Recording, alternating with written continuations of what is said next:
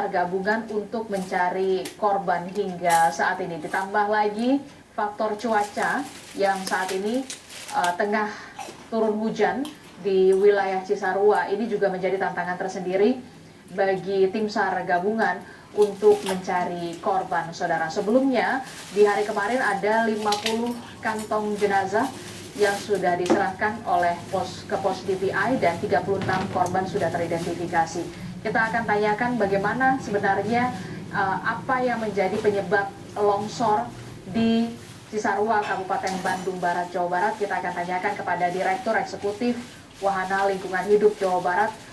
Telah bergabung bersama kami melalui sambungan daring, Wahyudin Iwang. Selamat pagi, Kang Wahyu.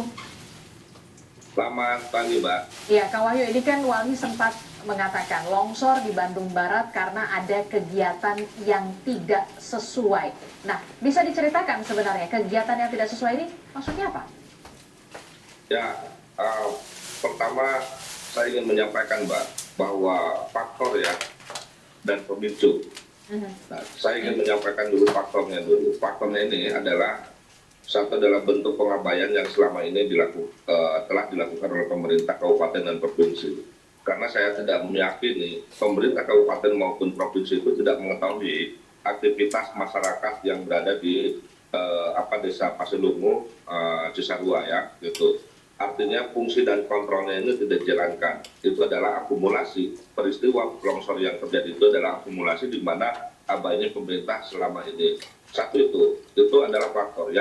Faktor yang kedua bahwa peristiwa longsor itu sudah telah terjadi dari mulai atas ya, di atas, yang dimana di atasnya itu masih dalam kondisi baik ya hutannya. Tapi perlu diketahui bahwa kawasan tersebut itu di bawah pengelolaan perhutani, yang dimana perlu dicek apakah ada kegiatan perhutanan sosial di situ, ataukah HDPK di situ atau tidak, yang bisa saja mengalihfungsikan yang tadinya tanaman keras gitu ya, yang tadinya tanaman keras ke tanaman MPTS. Yang ketiganya ada faktor di mana pohon itu jenuh ya, pohon itu jenuh dan tanah pun juga jenuh, di mana ketika cuaca ekstrim dan intensitas ekstrim dia akan mengalami kelunturan gitu ya, tanah dan pohon yang jenuh itu yang bisa memicu longsor itu terjadi. Nah, turut serta yang ketiganya adalah turut serta terjadi alih fungsi oleh komoditas pertanian. Nah, komoditas pertanian ini juga perlu dicek ya, karena memicu gitu ya, di atasnya ada titik kejenuhan pohon dan juga kejenuhan tanah dengan intensitas cuaca yang ekstrim. Nah, di bawahnya gitu ya ada terjadi alih fungsi, sehingga ketika longsor dia menggerus gitu ya kawasan yang akhirnya berdampak terhadap masyarakat itu sendiri gitu. Oke, Anda menyebutkan ada alih fungsi di sana. Itu artinya seharusnya kondisi di atas itu ditanami pepohonan atau tumbuhan yang dalam tanda kutip keras begitu ya, seperti tanaman kopi, tapi kemudian justru ditanami tumbuhan-tumbuhan atau kemudian tanaman-tanaman pertanian yang kemudian ini menjadi penyebab juga terjadinya longsor. Begitu menurut Anda? Ya, itu faktor pemicu yang begitu besar ya, menyebabkan 30 hektar gitu ya longsoran ini terjadi. Jadi alih fungsi itu juga salah satu menjadi penyebab gitu ya, faktor gitu.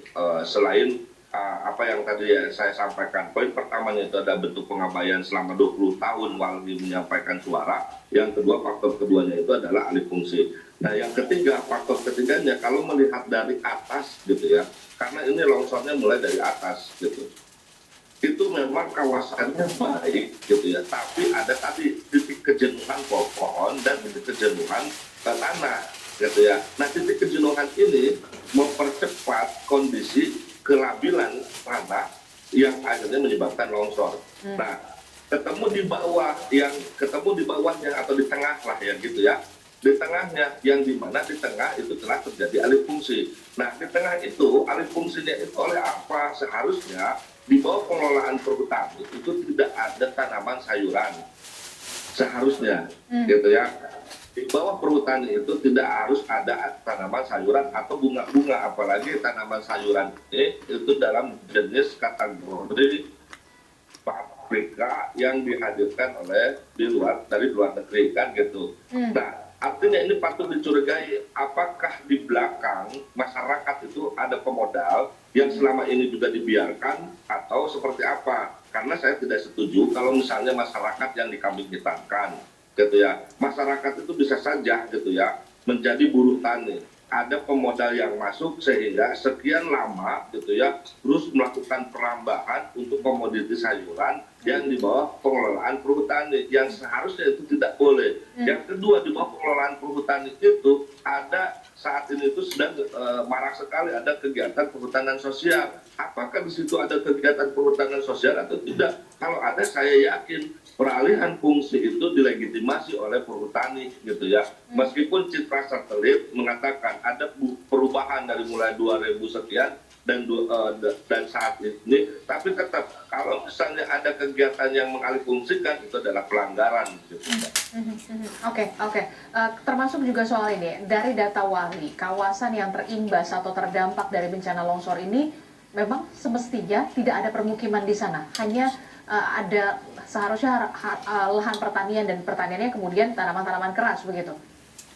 Ya, kalau ditanya apakah layak permukiman ada di situ atau tidak, seharusnya Badan Geologi, Mbak, yang menetapkan itu. Karena apa? Karena expertnya mereka di sana ya, atau PPNBG lah gitu ya. Tapi kan gini, pesatnya pertumbuhan penduduk itu tentu akan mempengaruhi terhadap alasan yang kemudian masyarakat inginkan kan gitu. Ini juga bentuk di mana ketidakhadiran pemerintah ketika jumlah penduduk meningkat. Harusnya ada penataan ruang yang baik, mana yang boleh atau mana yang tidak. Bahkan diperkuat dengan keluarnya Badan Geologi. Biasanya di Kemiri 45% itu tidak harus ada 45% ke atas ya, tidak harus ada pemukiman karena kerentanan di mana Jawa Barat itu memiliki kerentanan bencana yang tinggi itu tidak disarankan. Nah ini makanya kenapa saya tadi katakan nominal pertama itu adalah bentuk pengabaian yang selama ini dibiarkan dan masyarakat terus naik gitu ya ke kawasan yang dimana kawasan itu berada di wilayah pengelolaan perhutani itu dibiarkan. Kalau misalnya bupati atau gubernur tidak tahu, itu seharusnya perhutani tahu karena perhutani di bawah pengelolaan perhutani. Kenapa masyarakat terus-terusan gitu masuk ke kawasannya? Gitu. Kalau misalnya masuk ke kawasannya kan bisa ditegur. Jangan-jangan mungkin bisa patut diduga perhutani menyewa-nyewakan gitu ya kepada masyarakat, kepada pemodal sehingga tutup mata. Yang akhirnya terjadi alih fungsi itu sendiri gitu Mbak. Oke. Dari penjelasan yang Anda katakan tadi, terakhir apa yang masukan yang bisa diberikan oleh Walhi kepada Pemprov Jawa Barat termasuk juga Pemkab Bandung Barat singkat saja terkait dengan bencana longsor yang menimpa wilayah Cisarua dan banyak sekali menewaskan warga di sana?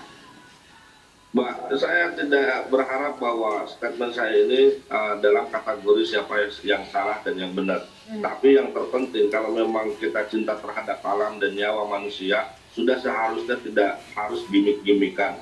Artinya, rekomendasi yang kami keluarkan itu adalah salah satunya audit lingkungan, karena itu harga mati untuk memastikan daya dukung, daya tampung itu masih layak atau tidak di wilayah kawasan Bandung Utara, yang meliputi KBB, Kota Cimahi, Kota Bandung dan Kabupaten Bandung. Yang kedua, jalankan penegakan hukum. Dan yang ketiga itu adalah upaya pemulihan dan perbaikan itu harga mati yang harus dilakukan oleh semua pihak, yang harus dibimbing oleh pemerintah. Dan yang terakhir, yang paling penting, karena izin dapat keluar itu adalah rujukannya RT/RW, maka revisilah segera RT/RW dan kembalikan fungsi kawasan termasuk yang Cisarua itu tidak layak untuk pemukiman, bahkan untuk tidak layak untuk pertanian, bahkan untuk pemukiman, sehingga tingkatkan status fungsinya untuk kawasan lindung sebagai daya serap air, sebagai tangkapan air, dan sebagai penyelamat untuk masyarakat di bawahnya. Oke, baik, terima kasih Direktur Eksekutif Wahana Lingkungan Hidup Jawa Barat, Kang Wahyudin Iwang telah bergabung bersama kami dalam Breaking News Kompas TV. Sehat selalu, Kang Wahyudin. Selamat pagi. Assalamualaikum. Terima kasih Mbak, sama-sama. Saudara, informasi terkait dengan perkembangan pencarian korban longsor di Cisarua, Kabupaten Bandung Barat, Jawa Barat masih akan kami hadirkan dalam program selanjutnya di Kompas Siang. Terima kasih sudah